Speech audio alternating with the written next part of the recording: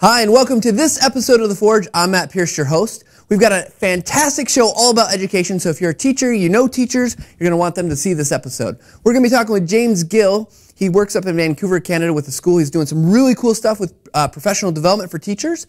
We've got a cool thing about Coach's Eye. Did you know Coach's Eye has been out for a year? Almost. So we're also going to be talking with Haley Carwile, one of our academic solution specialists, about some common problems you might be having in an education system that TechSmith is here to help you with. So sit back, relax, grab some popcorn. Don't shave your beard though, because we're on with The Forge.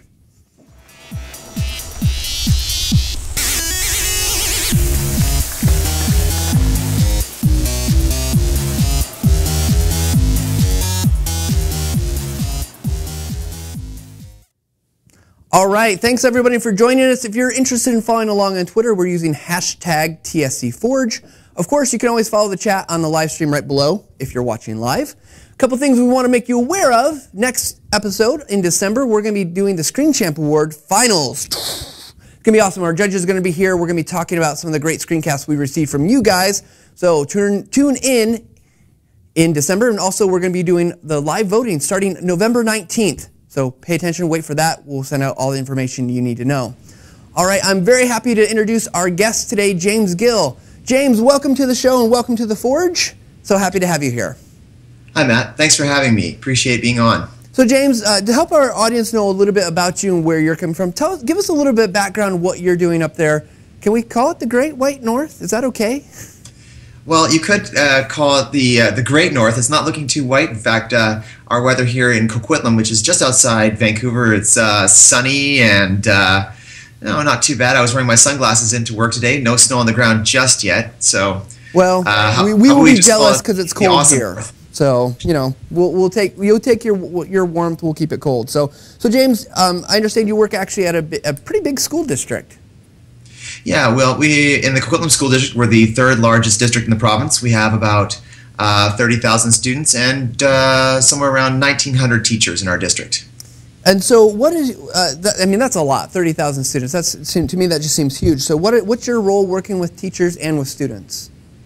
Well, I'm one of the two educational technology coordinators for my district, and my role mainly focuses around teacher professional development, or Teacher Pro D, in the areas of technology. Anything from iPads, laptops, smartboards, just all that kinds of technology and how teachers can use it in meaningful ways to improve student learning. Two for that many people seems like a lot. As you're out working with the students and out working specifically with the teachers, are there specific trends or things that you're seeing in the classroom that's making a difference in education and making a difference in these students' ability to learn? Well, one of the things I think that we're seeing, it's not really a trend, it's actually an initiative we're trying to do in our district, is the Teacher Laptop Initiative. In partnership with schools, our district is trying to equip all the teachers in our district over time with a really high-quality laptop. And with that high-quality laptop, though, comes some sort of Pro D commitment. So the teachers get some equipment, but we believe it's really important that we give them some professional development to go with the equipment to make sure it gets fully utilized. So I don't know if others are wondering, but with 1,900 teachers and yeah, that's a lot. Two to do the professional development, right. What are some of the ways, because it seems like that's almost impossible numbers to reach out and kind of go and work with everyone individually, and maybe you're able to do it, but how do you do that? What's your run secret? Really quickly from school to school like Superman. No, what we do is we're doing what's called a train the trainer model. So where we have a group of teachers at a school in the Teacher Laptop Initiative, or TLI, they'll send one representative from that school who will become the school's trainer, and we'll release them. We bring them all together in a meeting, and we'll take them through, things that they can do to host 6 Pro D sessions at their own school over the course of the year to help equip the teachers with some good skills. So it's, I get the concept, train the trainer. That makes sense. You get your people skilled up. Seems like there's still probably, are there gaps because those trainers, they still only have a limited amount of time with you, I'm guessing, and of course they can ask questions, but are there ways that you're still able to reach out and help help these other teachers? Because I would imagine a lot of them, they go through their number of sessions, they get this handhold from their trainer, but it still seems like there's always questions that aren't answered. Absolutely, and a key part of our Train the Trainer session and a key part of our initiative is screencasting.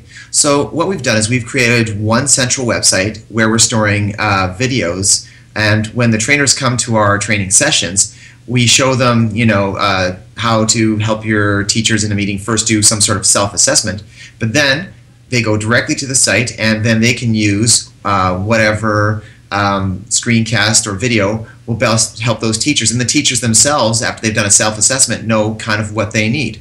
So whether it's watching a video, learning how to hook up an LCD projector to your laptop, or whether it's something a little more technical like using the latest software we've just purchased from the district, then there's a screencast there for them. Also, that allows the teachers then to pause it, work along with the video, try it themselves step by step, review it at a later date. It helps them do it at more of their own pace. So James, you mentioned that this is really more than a trend, it's an initiative that you guys are doing.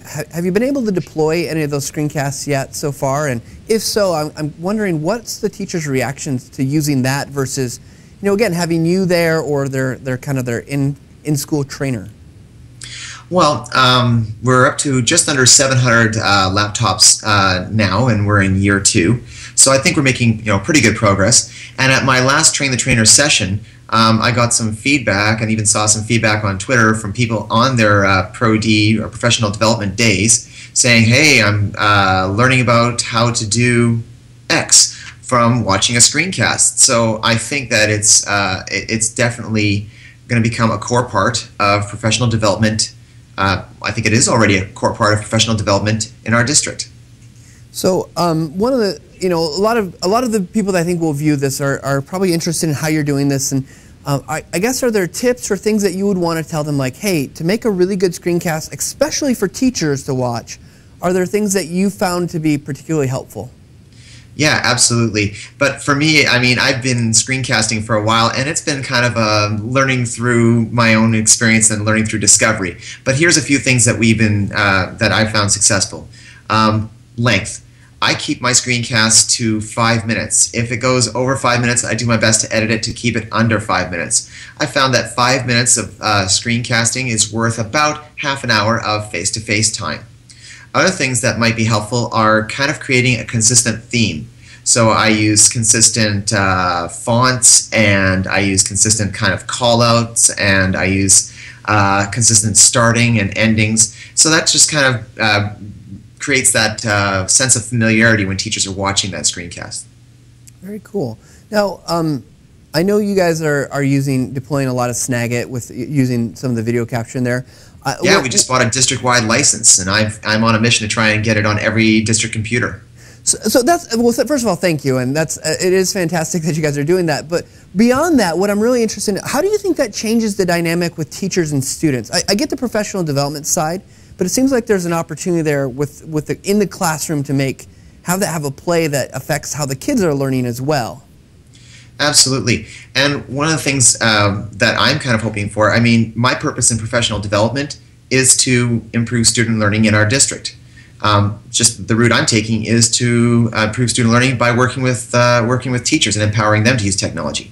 But by installing things like Snagit on as many district computers as I can, I think that is going to offer students another way to show what they know. Something other than the traditional pencil and paper activity.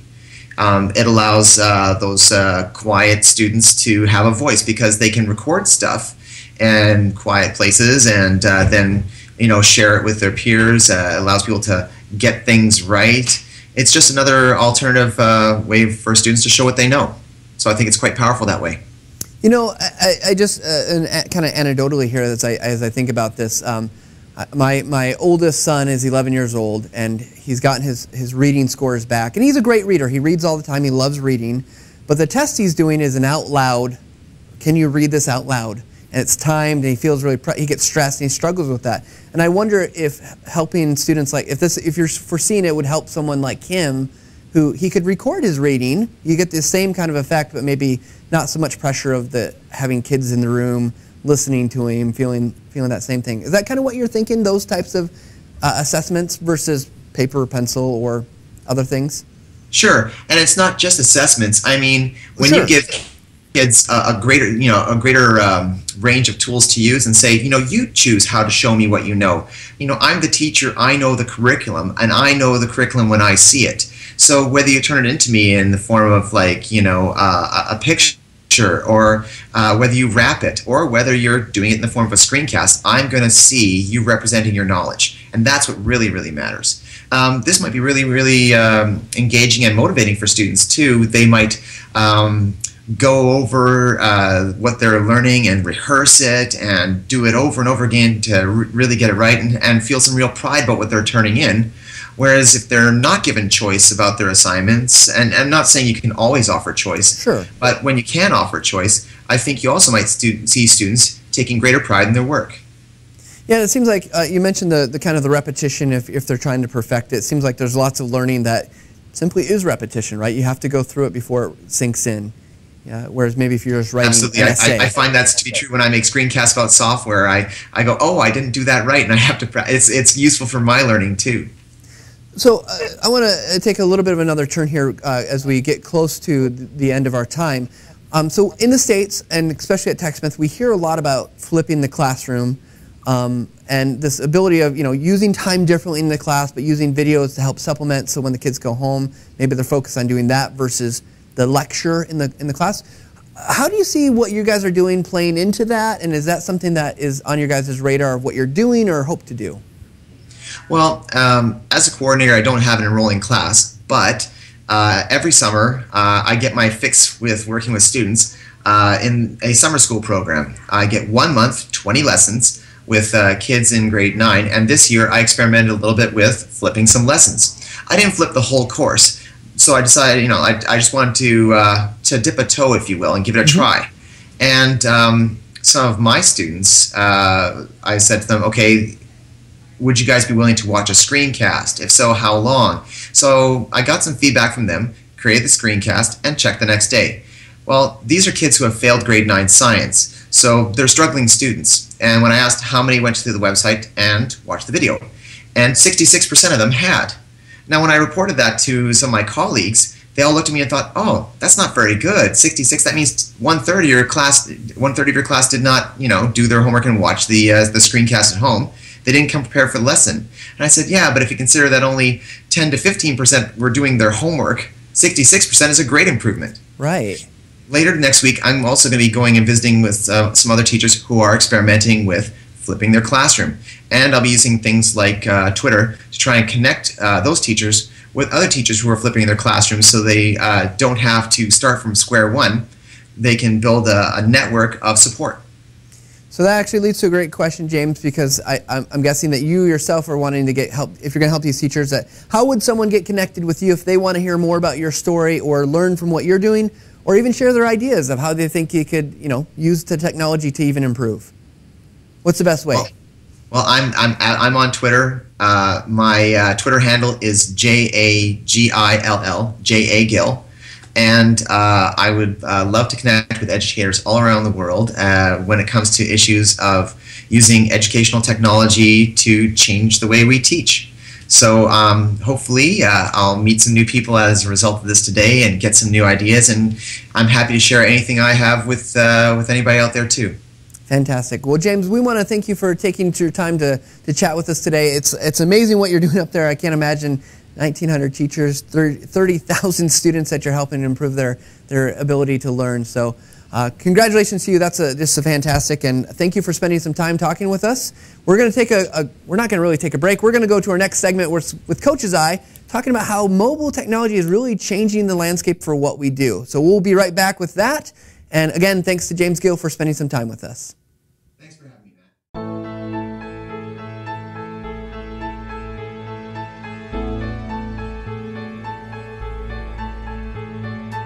Coach's Eye started with a group of people at TechSmith who had an idea based off of another product we were working on, Screenchamp, that really looked to take advantage of what mobile could offer. When we were working on Screenchamp and we were doing a bunch of the drawing and playing back that drawing, it came up with what if we could do this over video? What if we could just slide video under there instead of the images and stuff that we were drawing on? I was like, yeah, sure, I bet we could do that. And then it was like, well, that needs to happen. And I was immediately like, yes, this sounds awesome, I want to do this. And so from there, he got the green light, and we put together a team and pretty quickly put together a working prototype and got it out there in people's hands. Coach's Eye, when we launched, was something that for some people it looked like it was a stretch from what TechSmith typically has put out there. But in reality, it is something that you can look at, and it's almost like Camtasia for real-world video. You're providing instruction.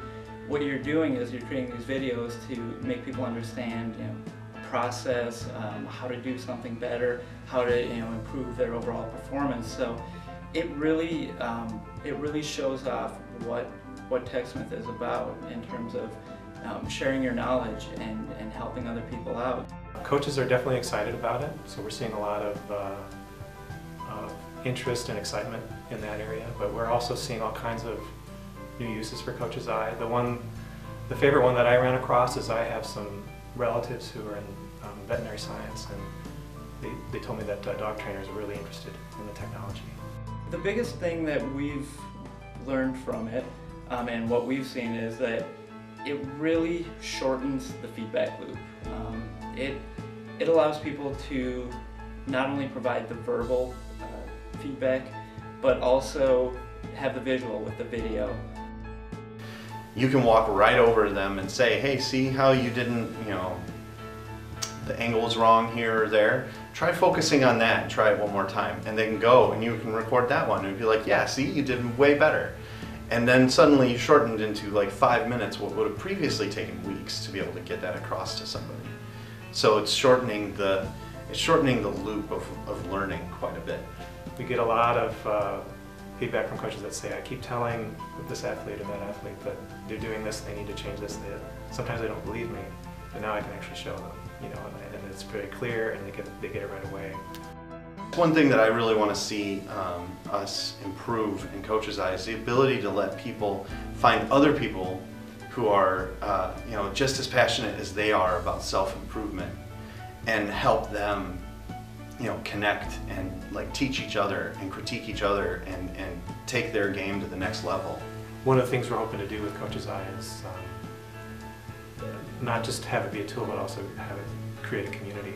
There's a whole group of people that are wanting help on whatever it is they're doing, whether it's dog training or gymnastics, and there's a whole other group of people that have knowledge about that kind of thing and could really help people out. And so you bring those two groups of people together, you kind of have a community. And we're hoping that, as Coach's Eye grows, that we can kind of have a place for that community to meet and to interact.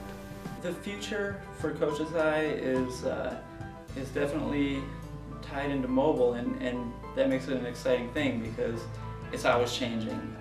We just realized that the potential with iOS, and we're now moving into Android. It's going to be really exciting for us to keep going forward and pay attention to what's changing and what we can take advantage with these devices, because it's not going to stop anytime soon.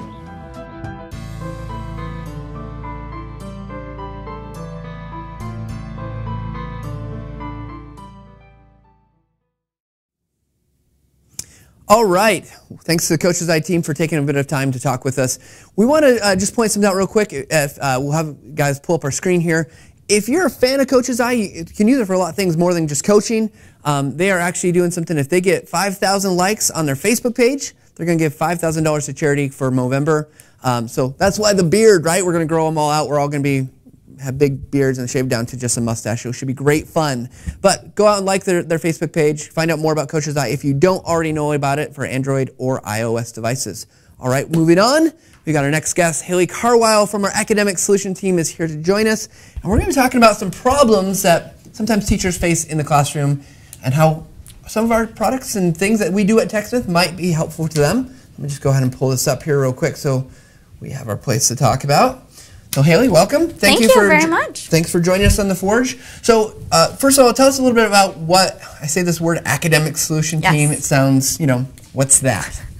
Sure, not a problem, Matt. Well, first of all, TechSmith Products and TechSmith as a company has always been a player in the education market. However, just from looking at the trends in education over the past year, and especially, James Gill was just saying that the flipped classroom and, flipping professional development and all of these new technology initiatives are starting to become huge trends in education. So TechSmith as a company said, you know what, we could really be an even bigger player. So about 8 months ago, we actually started a total education solution team at TechSmith.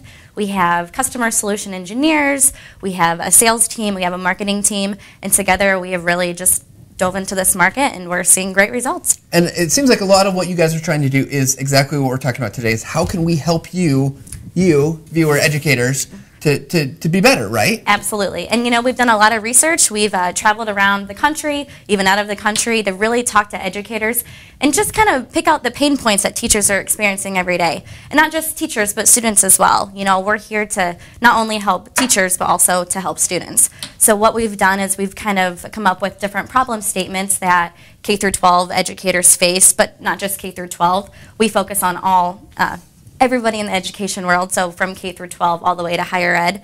So basically what we've done is put together some different statements, and we're addressing how our products can actually help you solve them in the classroom. Okay, so let's go through these. How about I read them and you can help talk about them? Sure. Because I probably don't know, right? No, I've got some ideas.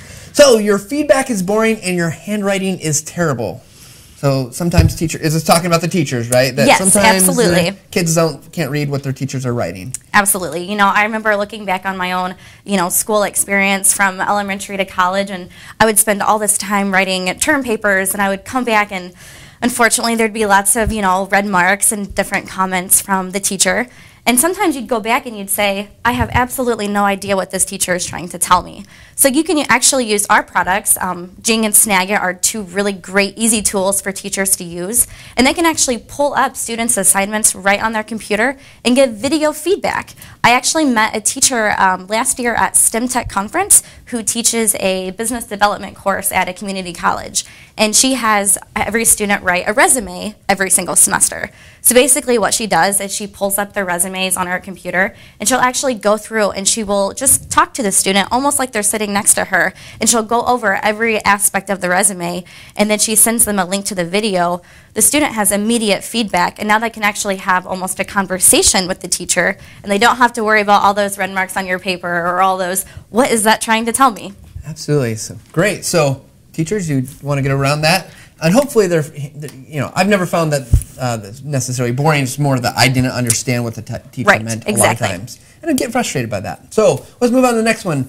Is your interactive whiteboard collecting dust?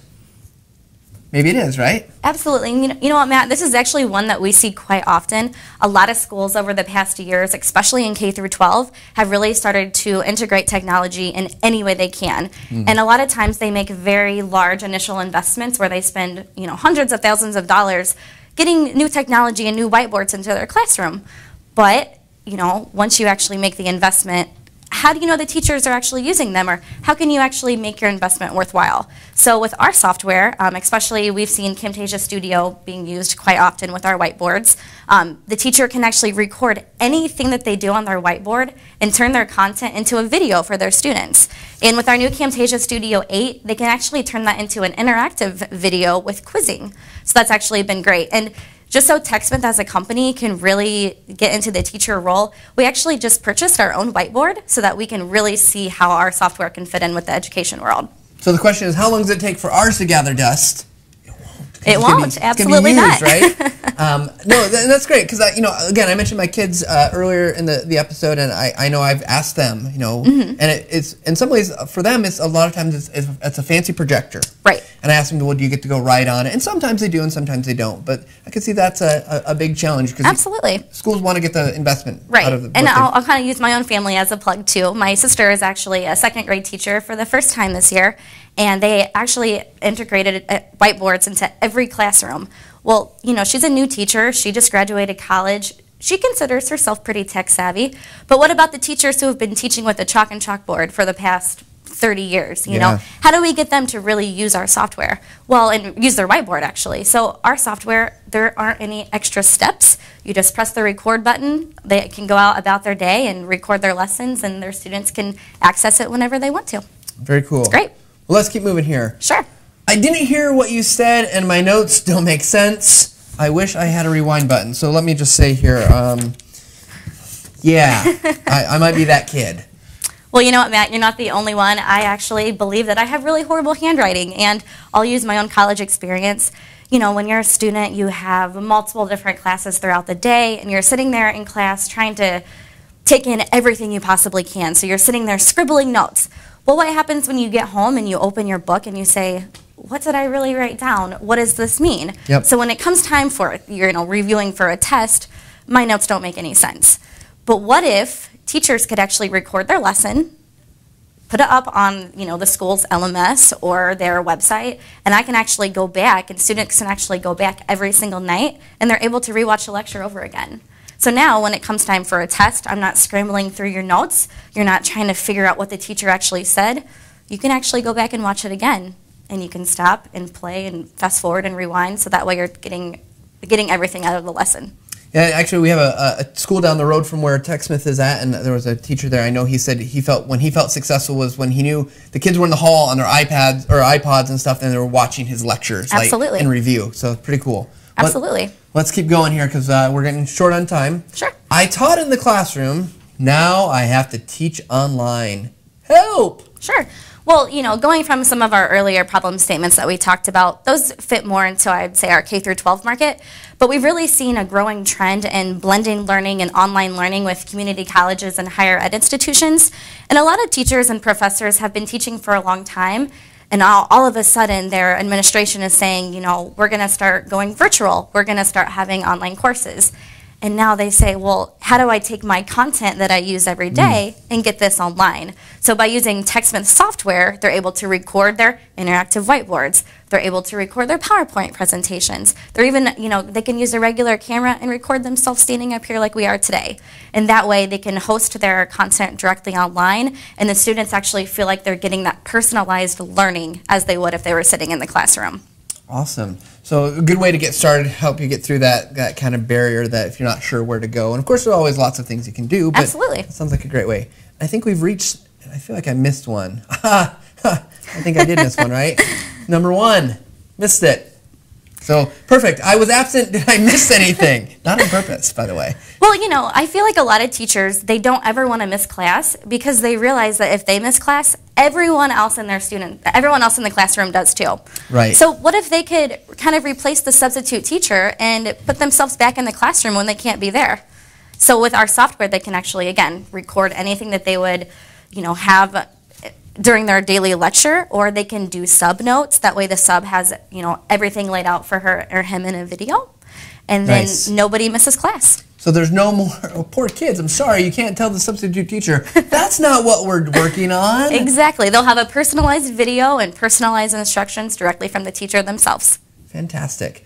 So if you're interested in learning more about how TechSmith products can solve your problems in the classroom, get in touch with how would they get in touch with you, an academic team? Sure. Well, there's lots of different ways. First of all, I'll say that we do travel around a lot to different trade shows.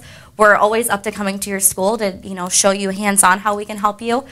We have an education@techsmith.com email address that we check daily, and we're more than happy to get in touch with you. You can also, contact us. I think we do have a Twitter handle. Don't know what that is off the top of my head, but I'm sure we can find that for you. TechSmith.edu, I bet. At TechSmith.edu. So the email again was education@techsmith.com. Yes. All right. Well, thank you so much for being on with us today, Carly. Haley, sorry, Carwile, Haley. It's been a long day. Let's just say that. All right. So before we go, we're going to wrap up here. Again, Screenchamp Awards. We're going to start voting on November 19th. We'll send out the information. The show is going to be on December. Let's see, it's 13th. Sounds like an unlucky day, but lucky day for some people because they're winning some big prizes. We're going to go through and talk about what makes those videos the champions. So tune in then, and thanks for joining us, as always, for The Forge.